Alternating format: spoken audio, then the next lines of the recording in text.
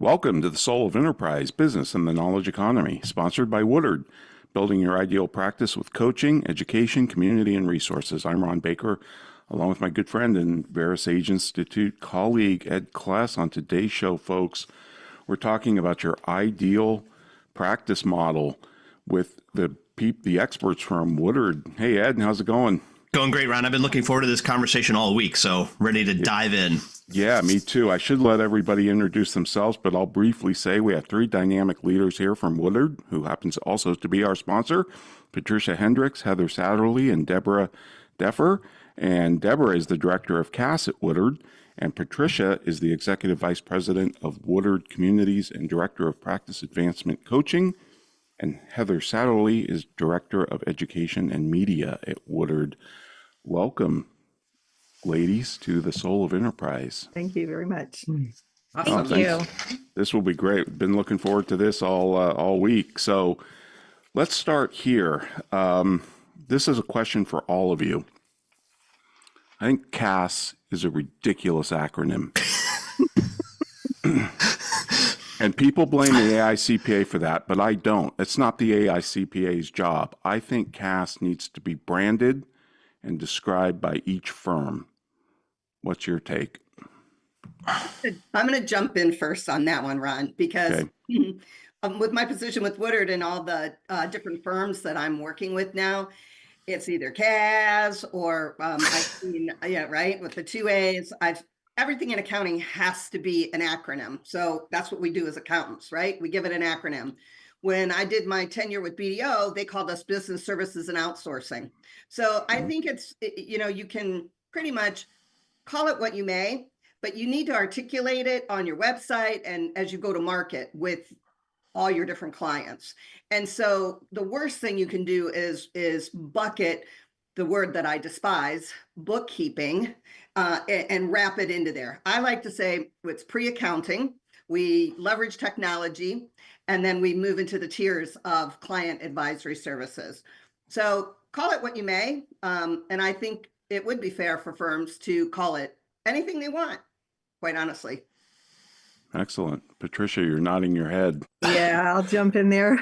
So there is a lot of confusion, especially among the smaller firms on what exactly CAS is. And the fact that they landed on the word advisory for the center acronym word, that doesn't really help matters any, right? Because when we have been thinking all these years about what is advisory, that was the step above the accounting services. That was engaging with the client at a higher level and bringing more value to the engagements. So it's still not a perfect word, but we do have to level set somewhere. We all have to have some sort of a foundation that we agree that this is where we're going to work from. So we have sort of aligned with the AICPA's definition of it.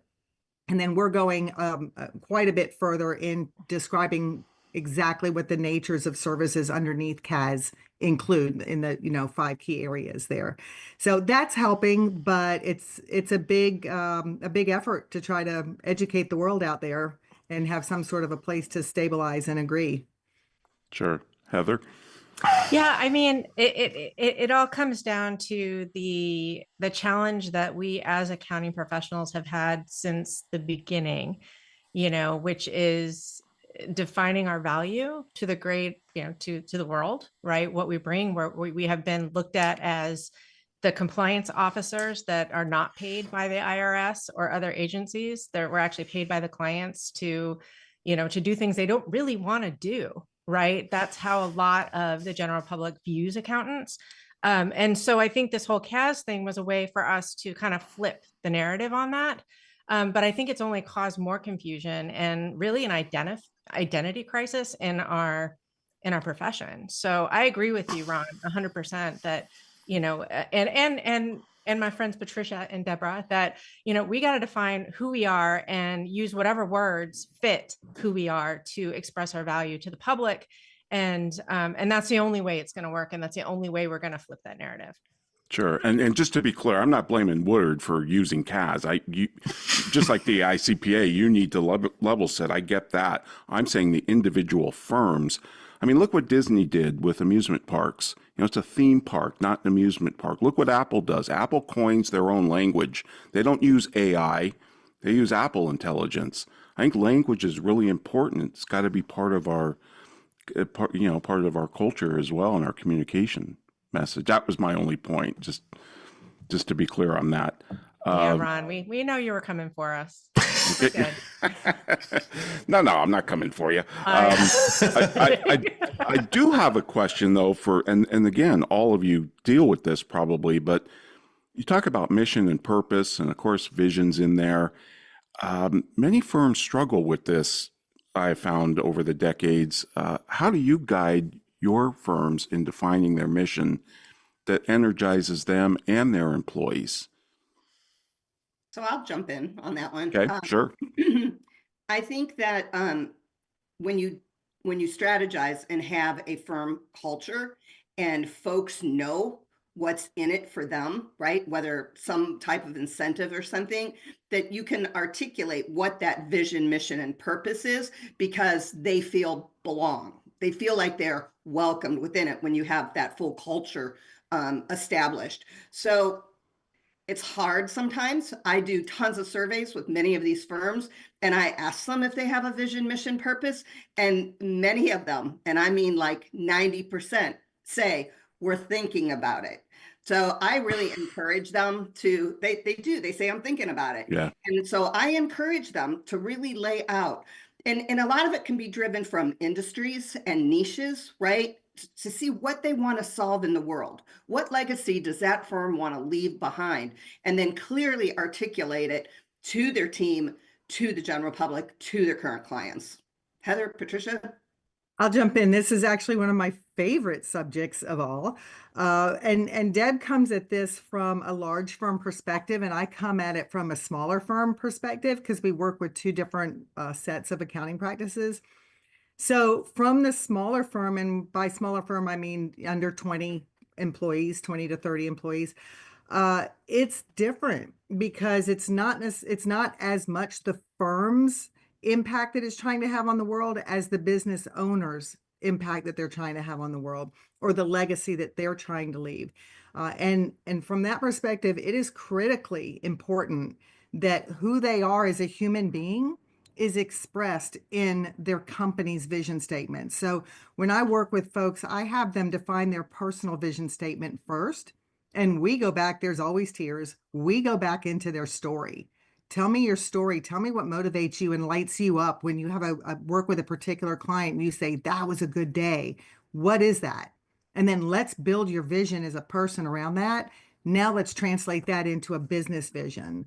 And then that needs to turn and look at the entire team and the culture. Like Deb was saying, if everyone on your team does not align with that business owner's vision, they're on the wrong team. And then ultimately, it goes to the clients also. You want to start picking more ideal clients that align with your company vision. Changes everything in terms of the amount of impact you can have on the world. Heather, do you have anything on this? Yeah, I know. I mean, I ditto everything that Deborah and Patricia said. I mean, the vision, mission, and purpose really drives everything in your business. It's kind of like wandering around in the world without any direction. You start, it's being in business for the sake of being in business versus being in business to actually make an impact on the world. So it is the foundation of the entire practice, the entire business. Do you find that purpose is big enough? I mean, a lot of accountants think they're in business to make a profit, but profit's a result. What's their purpose? And is it inspiring? Because at least in some of the big firms I see, the vision and the purpose just seem really banal to me. Like, oh, we want to increase realization by 5%. I mean, that's like Martin Luther King standing on the Lincoln Memorial steps and saying, I have quarterly objectives. It just, without vision, the people will perish. They do, Ron. I agree with you 100%. And that's something that I really take to heart. One of the firms that I'm working with is in the South, and they don't even call me by my first name anymore. They don't call me Deborah. I've instilled in them, the realization, the productivity, all those types of goals, that isn't your purpose, right? And so I am their breath of fresh air. That's what they say. They call me their breath of fresh air because I I enlighten them and encourage them to look at different KPIs and metrics like revenue per full-time employee or your gross profit margin, because the most unfair thing that we do, especially in large firms, to the staff is we judge them on either realization or productivity. And it makes me sick to my stomach because typically most of these engagements are priced by the wrong person, a tax person, perhaps a tax partner that's never done any type of CAS work. And then the team is judged on not having a good ROI on it. And it was never priced right to start with. And that's why that's a critical piece of our ideal practice as well. But I agree with you hands down. There has to be a better purpose for these firms and not so abstract and driven off of metrics of realization. How about, Patricia, what do you see in smaller firms? Do you see a grand enough purpose and vision? Yeah, and we actually delineate between those two statements that a vision statement defines why you do what you do, and a purpose statement defines what you do. So it makes it a little easier to clarify which ones, but absolutely. And, I'll never forget, I was working with somebody years ago and I asked him what his purpose in life was. And he said he'd never considered having a purpose in life. And it just blew my mind. But I understand that people come from all different backgrounds and takes, and they don't know the difference between just going to business day by day versus having a purpose for it. But it truly does make all the difference in the world. I'll turn it to Ed for the last 2 minutes, but I just remember something that David Letterman used to say. He says, everybody's got a purpose. Yours might be watching TV. Yeah, no, I wholly agree with what you guys are saying. In fact, one of the things, Ron and I do a presentation called the Top 10 Myths of Business. And the number one myth is this whole notion that the purpose of business is to make a profit. Like it's so endemic in what everybody thinks, right? And I'm like, it's like you have to separate these two things out into mission versus purpose. One is cause. The other is effect. Profit is effect, not cause.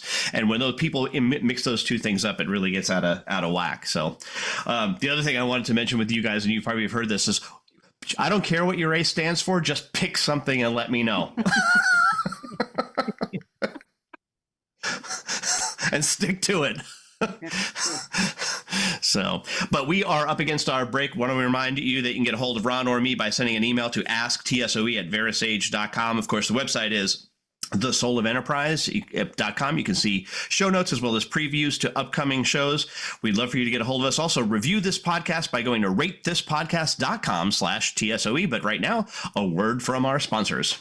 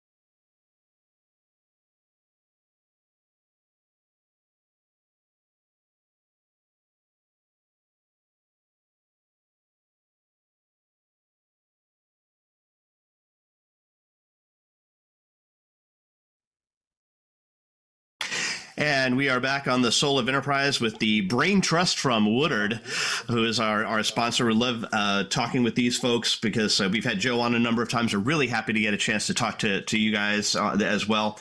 I want to dive a little bit deeper into the whole CAS area. And as I said in the last segment, you know, I think the big challenge is pick something. Is it accounting? Is it advisory? Is it accounting? And but because what I've used is that you can't be McDonald's and Morton's.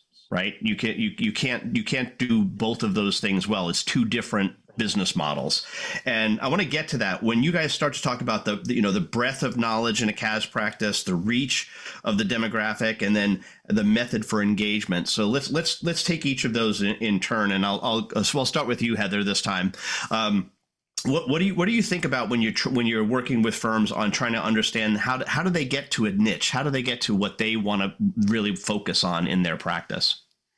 Yeah. So where I typically start with that is what is the makeup of their practice now, right? Who are they working with now?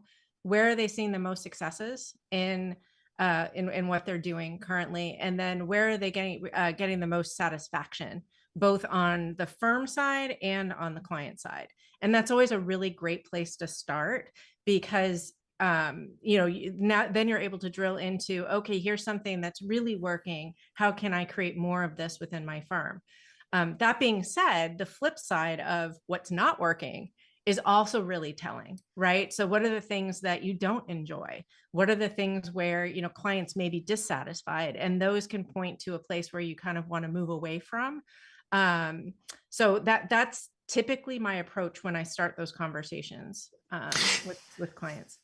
And it is interesting, Patricia, I'm sure you've seen this as well, but what Heather was just saying is what do you not like? But yet sometimes their marketing materials are focused on getting more of those people they don't like. Patricia, what did comment on that?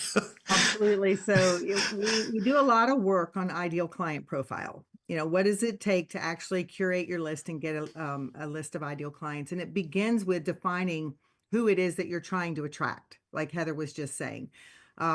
Once you know who it is that you want to work with, and sometimes you fall into it accidentally, like you happen to get a client that does a certain job or a certain industry and you find that you are really good at it, or you find that you really love it. I mean, you might be good at it and not love it. So, there's all those nuances, and it's not just about industry and size. It's about the personality that you're working with, the state of the business, the life cycle of the business. Maybe I like businesses that are in whitewater because I like to fix them, right? Or maybe I'd rather have somebody that's already kind of in, good success and they're rolling right along.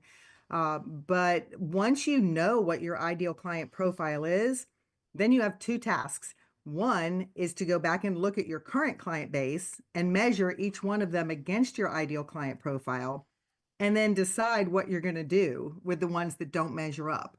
Are we going to migrate them off? Are we going to try to curate them or grow them into an ideal client? And then the other thing that you need to do is looking forward, as you said, Ed, like make sure that your marketing is bringing in only ideal clients. And I love this KPI. When you're out there doing a marketing campaign or an email campaign or your website or what have you, measure how many ideal versus non-ideal clients are calling in the first place. Because you don't want to spend a lot of time having to say no. Why not have 80% yeses coming in the door? And if you've got referrals coming in, train your referral sources. Let them know who you're looking for. But it all starts with knowing yourself, who your ideal client is. Yeah, I worked with this was a Sage partner back about 18, 19 years ago. And his ideal customer profile was somebody who wants to spend more time at the beach. I'm not kidding. He focused on that, and his whole website was designed around this beach theme. And do you want to spend more time at the beach? Because that's what I want to do, because I believe that people who spend time at the beach are better people.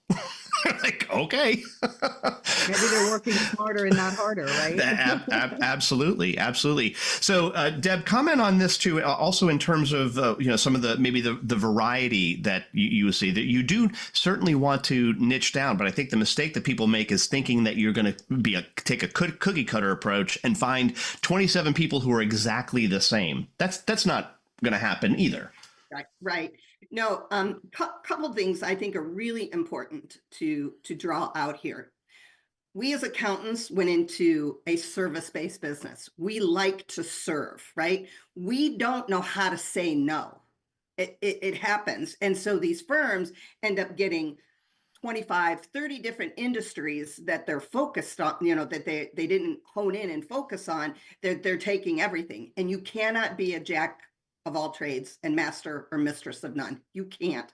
I always suggest 4 to 6 industries. But something to point out is traditionally, we would go for industries that were in our populace. If you're in the South, it's in a certain area and it's a lot of agriculture. It isn't like that anymore. This market is completely opened up. So invest in the people in areas, like Heather said, where you're most successful. Train the subject matter experts so that you are an expert, and get these firms out there where their SMEs are speaking at an ag conference or a franchise conference, where it elevates them to that next level.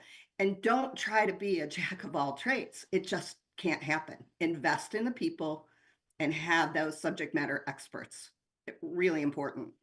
Yeah, so true. Heather, I'm going to come back to you. We, in our preliminary call for this, you talked about something that really intrigued me, this idea of mission and purpose as a meta product. Oh my gosh. So I want to hear more about this. Yeah. So, actually it was what Ron just said about, at Disney, right? Disney's a perfect example of what they actually sell. So accounting firms, what we actually deliver to clients, tax return, audit, whatever, advisory conversation. Those are the products that we've been selling, but the meta product is really how you make your customer feel. It's the thing that you're bringing to your client that is the reason that they come to you, right? So for Disney, it's they sell memories, right? That's their meta product. So, when we were having a big discussion at our company offsite this year, talking about what is Woodard's meta product? What is the meta product that we're looking to, that we bring to our customers? And I think firms have to really focus in on this meta product too. You hear people say, their meta product could be peace of mind. We hear that one a lot, right? That our meta product for you is, we're going to give you peace of mind so you don't have to worry about, being compliant or having your records in order. But understanding what it is that's evoking the emotion that's causing your customers to really desire to work with you specifically, that hones into that, that's really referring to that meta product. Mm-hmm. Patricia, to continue that thinking a little bit, when you're working with organizations, what is it that you do to help them try to, get that meta product out? So it's an interesting process that we've really just sort of surfaced for ourselves at our offsite. And I find it fascinating, and I definitely am pulling it into our coaching program. But it definitely starts with a feeling and we've talked about transforming business by empowering business advisors, but it's that further why. It's that further so that. Why are we building communities, and why are we coaching and doing education and consulting? And the whole point that it boiled down to is we want people to have a place where they feel like they belong, right? Come belong at Scaling, come belong in membership, come belong with us, and we're in this whole community of rising tide people that want to help each other, competition be gone, let's help each other grow. And it's a higher purpose, and it speaks to people, I think, deep inside. And so that would be a meta purpose. If I was going to coach somebody to that, I would be really digging into their why and their so that they don't put in print the so that at the end of it, right? I just love, Patricia, I just love what you just did there. You just flipped it from meta product to meta purpose. I don't even know if you realized you did that, but I love that. Yeah. And that sense of fun, sense of belonging. Deb, I know that you appreciate a good sense of fun when at the Woodard conference. You're always leading the charge at the end for the left, right, center game. And but it's part of the culture, isn't it? That's not just incidental. No. It's about relationships. Mm-hmm. And I've always built relationships around the client journey. I love it when a client jumps up and hugs me and says, you gave me the whole day on Saturday that I could attend my kids' baseball games or basketball games because of the technology that you're offering. I can go on a trip to the beach, as you referenced before, and flip through my phone and approve bills. Like, that's what it's all about, is can you build the relationship? I don't care if you're a $1 billion firm or a $100,000 firm. If you're building relationships and a sense of belonging, you will be successful because you'll get referrals. Yeah. You know, what I find, and curious as to your thoughts on this, I think people resonate with this in a lot of ways, but then they get out there and they meet that first prospect who pushes back on it, and it crumbles so quickly. Right. So what are you guys doing? Patricia, I'll ask this to you, to coach people through that, you know, maintain that backbone, at least the first couple of times. Absolutely. And I think it's a matter of setting expectations, because we call this the terror wall, right? When you have to face that terror wall and go through it, first of all, don't do it alone. Do it with somebody who's been through that kind of a terror wall before, whether they successfully did it or not. At least you'll know the pitfalls to watch out for. But also know that on the other side of going through it, like after that first time, you are going to stumble and fall. You're not going to build the light bulb the first time you try to build the light bulb, right? So if you're expecting that, then you don't lose that confidence. And I see a turning point when we're coaching people. There's a turning point when they really get the confidence in themselves that when a client can come back and even be critical about them or something like that, they can understand that's not my story. That's their story. They're reacting out of their story. That's not my story. I know I'm delivering a good product. I know I'm valuable, and I'm pricing to my value. I don't have to give this away to be worthy. So yeah, there's a turning point, but it takes having somebody, a friend or something by your side sometimes to get through those pitfalls. It's so true. It's one of the reasons why I personally like the idea of baseball, softball, is like somebody who does it right 30% of the time is a Hall of Famer. It's like, you don't have to get it right. Well, we are up against our break. Want to remind you can get a hold of Ron or me by sending an email to asktsoe@verisage.com. The website is The Soul of Enterprise. Show notes, previews to upcoming shows as well. Our Patreon channel is also available, patreon.com/TSOE, where you can listen to the show commercial free, as well as our bonus episodes that Ron and I record after each episode each week. But right now, a word from our sponsors, including Woodard.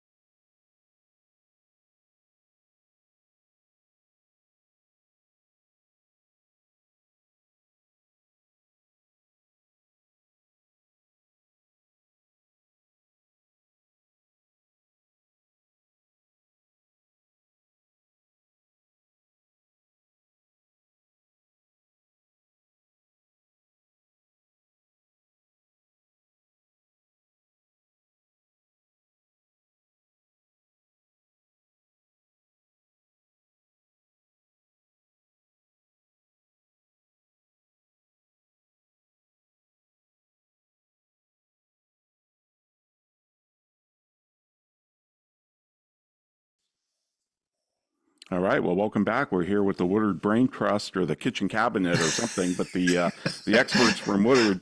And ladies, I want to talk to you about talent and how talent is not capacity, even though I think some firm owners think it is, or capacity equals talent. It doesn't. How do you guide your firms through the competition for talent and the shortage that we're facing? How do you help them deal with that? Deb, I'll start with you because you work with the big group. As part of the 7 ideals in building an ideal practice, 3 stand out to me that are probably my highest priorities: technology, people, and processing, right? Those are top notch. And I agree with you 100%. Talent is not the same thing as capacity. I believe, and I work very closely with these firms. I'm a tech nerd. I am a tech nerd through and through. And I believe that if we can take advantage of technology, that we can do more with less people, that you're freeing up capacity with very talented individuals. Offshoring is an option. If we were having this conversation 10 years ago, offshoring wasn't well received by the general public. We did tons of surveys when I was with this large CPA firm with BDO. We stood up a shared service center in Columbus, Ohio. We didn't go offshore. Fast forward 10 years, they have BDO Rise now, one of the biggest, offshore with PwC and over in India. So offshoring is an option. Does it necessarily work for every firm? No, because it's multiple things. But if they don't have the processes in place to be able to share work with offshore folks, they're never going to be successful. So you have to implement the tech. You have to build incredibly good processes, and then you invest in the people, and everything else comes together. And you see these firms doing that. That is the legacy I'm leaving behind. Excellent. Patricia, how about you? In the smaller firms, how do you help them with this challenge? Yes, so everything Deb just said is absolutely spot on in terms of needing to have processes documented and standardized. But if nobody follows the process, then what good is a documented and standardized process?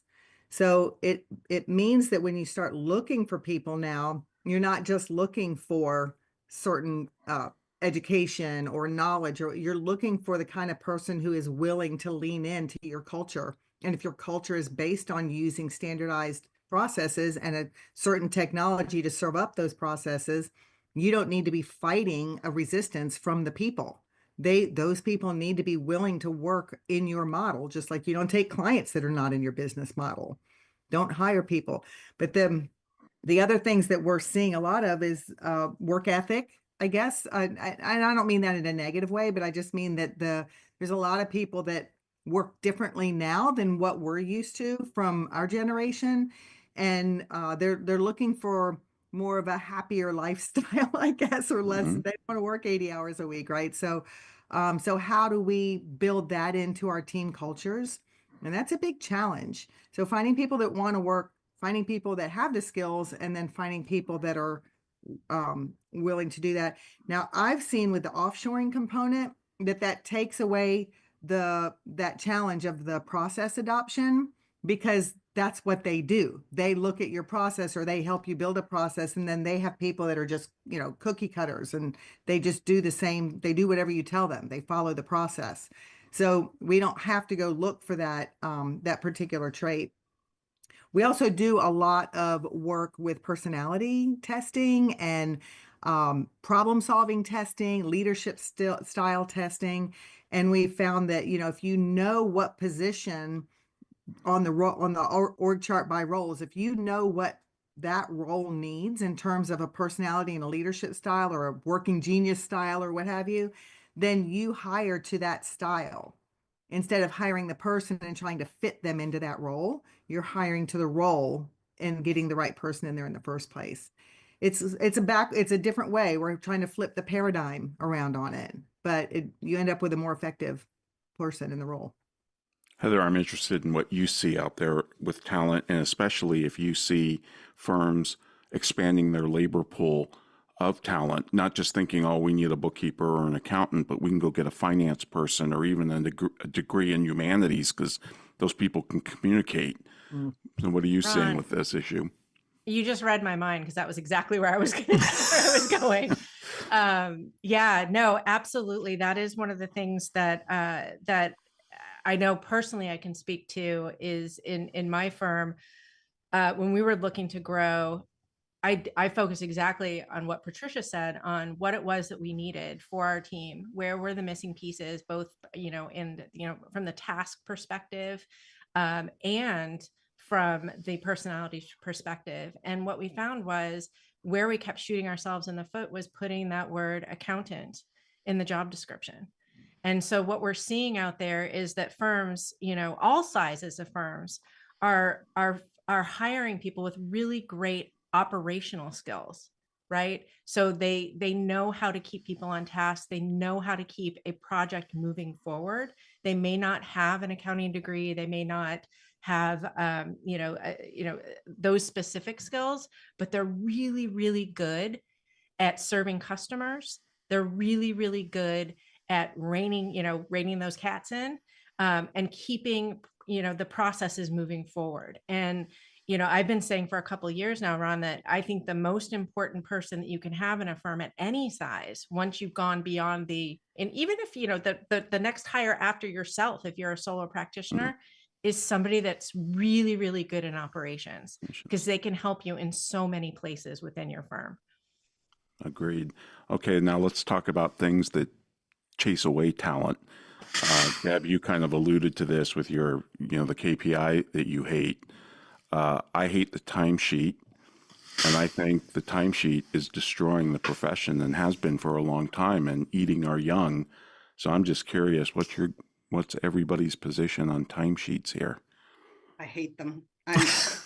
Ron, I've been following you for so many years. You embedded that in me years ago, right? And so when I work with these firms, right, we build ideal pricing models, part of the ideal practice. You need something tangible in black and white to support what you're charging, but that's not how you go to market with it. You're using a subscription fixed fee upfront, and then who cares about the time? Look at your gross margins. Like who cares? Like, it doesn't matter. It's such an old school accounting thing because we're in professional services. I think it's going to still take time. Time is of the essence, right? But I agree with you. I think that it's very belittling to have to be accountable for every 6 minutes of a person's time. I think it's very unfair. That was the blessing that Joe gave me when he hired me. I don't have to enter time. And Deborah, do you see big firms starting to get this? I see some signs of hope, but I think they'll be the last dogs hanged at the party. I do think it's going to be the last dog hanging at the party. I agree. I see some things changing. What's a little disheartening sometimes is when I'm talking to some of these practices that, father and now the son is going to be the succession. It's the younger folks sometimes that aren't willing to give up that time. Very true. It's not age dependent at all. It's not age dependent. Yeah, it's very true. Etched in their heads, because this is the way we always did it. Sally. It's always got to be about Sally.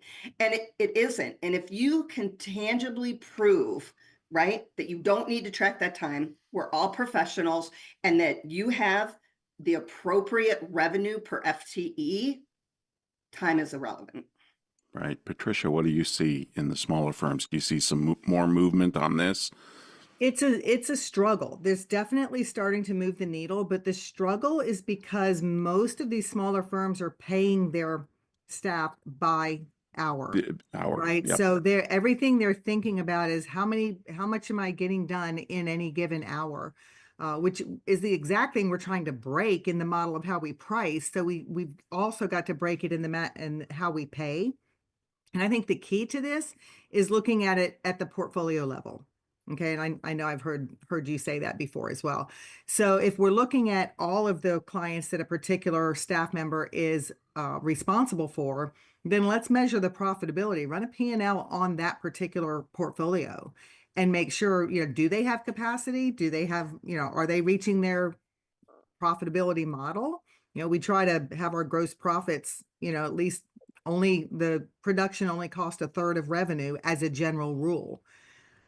So yeah, I think it's how you look at it. And if you're some states, you have to pay by the hour. You don't have a choice. Right. So, how do you cross over that threshold? But yeah, it's all about production management. And, the biggest hurdle there is, okay, well, how much do I tell my staff person to produce? How do I know what's the right amount for them to produce to justify this full-time salary? Right. So definitely. It just amazes me that we're still trapped in this. And I'm not talking about the revenue per person because we can compute that on any company. I'm talking about how we allocate revenue to the different professionals on the team. Apple doesn't do this. Procter and Gamble doesn't do this. Why do we insist on doing that? All it does is create silos and, oh, this is my client. No, it's the firm's client. Let's stop trying to allocate revenue to every little thing we do and to every person. I'd rather use the portfolio approach for the whole thing.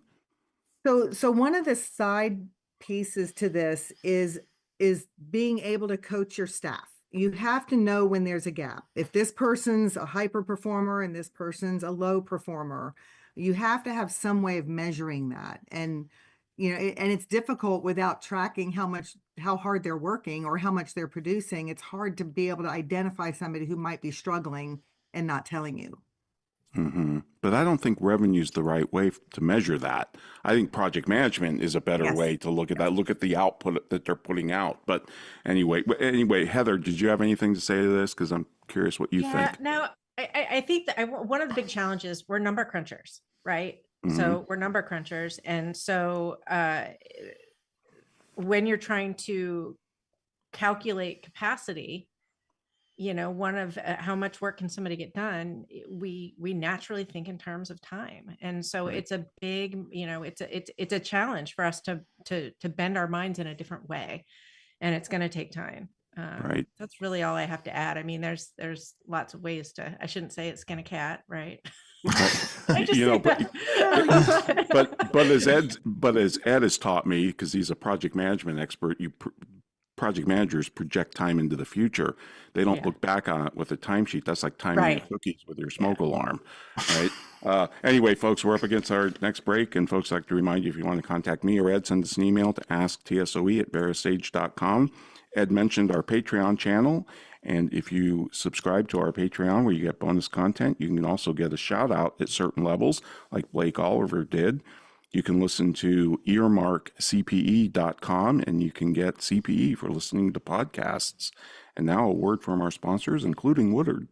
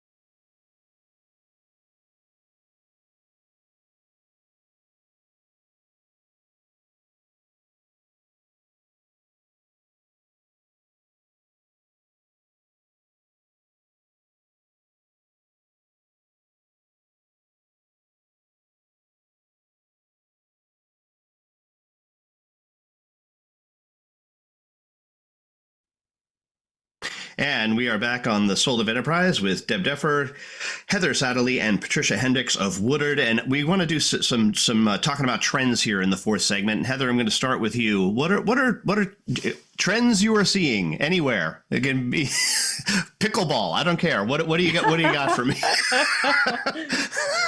Well, I mean, as a tech junkie, AI, everybody wants to. What? Tell me about it. I haven't heard. Right. Yeah.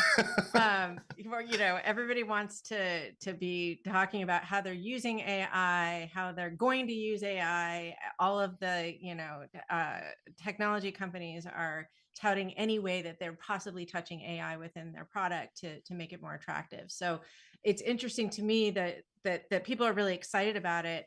I think that it'll be really interesting to see how firms are actually using it. We've seen some really exciting news coming in from, firms like Decimal, which are starting to implement AI forward platforms within their companies. It'll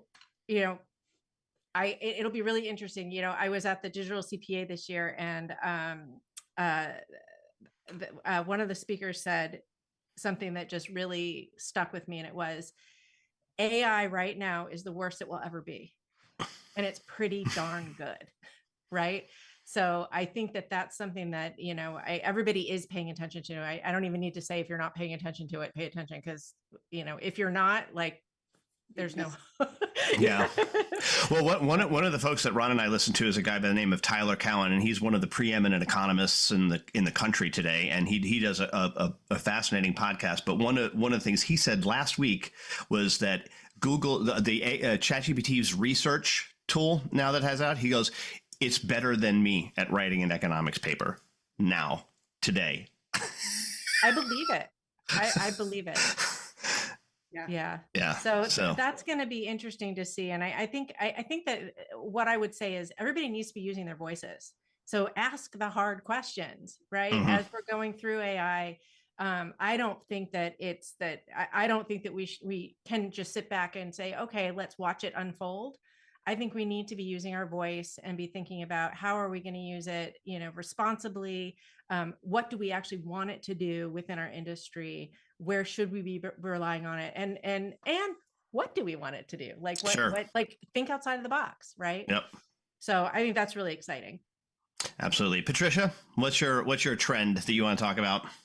Yeah, a few interesting ones. So for the longest time, nobody that I spoke to was even thinking about selling their practice, right? That was just not, they were just going to work till the day they died or hang their shingle up and be done. And there was not even any thought that they were building anything that had any value.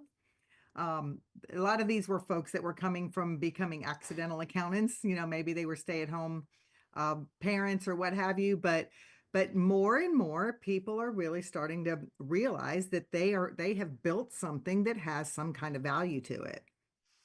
So that kind of changes the conversation going forward, because now we can start looking at gaps in how do you make your practice more attractive to a buyer? How do you set it up so that it's easier to transfer ownership and operational management over? There's a lot we can do now. And by the way, when you set up an easily sellable practice, you probably will enjoy working in it, right? I have one of the folks that I coach had 100% plan to sell his practice when they reached a certain revenue level, but he's loving it so much right now that he doesn't even want to sell it anymore. So that's a really neat trend. There's definitely a trend to offshoring, like we were talking about earlier. It's become more acceptable, more accepted. I think people trust it more. They understand it better. I had a great opportunity to go visit a firm in India when I was visiting there, and actually met there were actually human beings there. Did you realize that? Human beings doing work. And yes. I got to meet them and hear their names and face to face and have conversations. And it really changed my paradigm, my mindset about the whole thing. So I know that that we're overcoming our bias against offshoring. And then the third trend that I'm seeing is that people are ready to get off the hamster wheel. They've been running a sprint for so long, as mostly the owners, right? The practice owners of the smaller firms. They've been working the long weeks and the long hours for so long, and they just are ready to get off the hamster wheel. to the point that they're ready to make changes and not just keep doing the same thing over and over again. So yeah, again, they want to love their business and they're willing to do the work to get there. And that's people we want to work with. I heard something, and I wonder if this jives with what you see as well on this outsourcing, that there will come a time when there are more people in India or the Philippines who know the U.S. tax code than there are in the United States. Believe it. Yes, I believe it. Deb, over to you. Trends. Yeah, so I'm going to piggyback a little bit with Heather on the AI because it is absolutely huge. And these firms that are just starting to look at it from a risk perspective, they've already missed the train. They've missed the train. That train is gone. It's going 10,000 miles an hour. They have missed it, and they're going to get gobbled up. So the AI is going to be critical, not going to replace humans. We're still going to have that human interaction. We have to have those relationships, right? But what I see is the IRS, the government, they're going to take advantage of it. And I believe within 5 years, simple 1040s will not even be processed anymore. The IRS already has all that information. They've required us to digitally file 1099s and W-2s. They're going to be able to take a simple 1040 and send you a bill the same way that you get a property tax bill. And it's coming. And these firms that are going out and buying 1040 practices are going to be really sorry they did that. So we need to help them be proactive and look at these trends that are coming. They are coming, and I predict that 1040s are going to be the first thing that's going to happen. Interesting. Okay. So are you like me, someone who believes that despite all of the hype with AI, it's still underrated? Yeah, it's underrated for sure. There's a lot that's going to happen with it. I use the tools every day, all day long, right? It benefits. I love numbers. I don't know if I would use anything other than my calculator for numbers, but when it comes to writing and articulating and expressing, to have a facilitator like a Chat GPT, it's phenomenal. Yeah. Ron and I call it the intern. We call it. We just call. Have you run that by the intern yet? No, I haven't. Check with the intern. The intern knows more than like us. So I love it. I'm stealing that. Well, we have less than a minute, but quick question: private equity in accounting, overrated, underrated? I think that there's some players in the space that maybe jumped in the deep end too fast and don't really understand the accounting profession. There's some really good players in the space, but they are trying to get 3, 4, 5 times EBIT of what they invested in this, and it's going to create some economic failures for them. Absolutely. Well, Deb, Patricia, how about you? Real quick. Well, I was just going to say it circles back to what we were talking about earlier with the ideal practice model. If private equity is going to start gobbling up smaller firms, the more of those firms that have a standard foundational setup, the easier it's going to be to incorporate them into their existing systems. So that's going to be super important for them to succeed. Fantastic. Well, Patricia, Deborah, thank you so much for coming on. What a great chance to be able to talk to Woodard's Brain Trust. So, Ed, what do we have coming up next week? Ron, next week we have our 5th interview with Kimberly Josephson, the professor from Lebanon University in Pennsylvania. Oh, that'll be great. I look forward to it. I'll see you in 167 hours.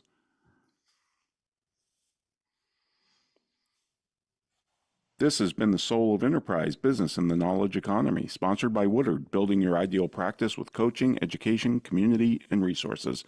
Join us next week, folks, on Friday at noon Pacific time. In the meantime, feel free to check us out at thesoulofenterprise.com for full show notes on our conversation today with the Woodard folks. And you can also see additional resources and reading and find what we're going to talk about next week. And then you can also contact Ed or me at asktsoe@bearsage.com.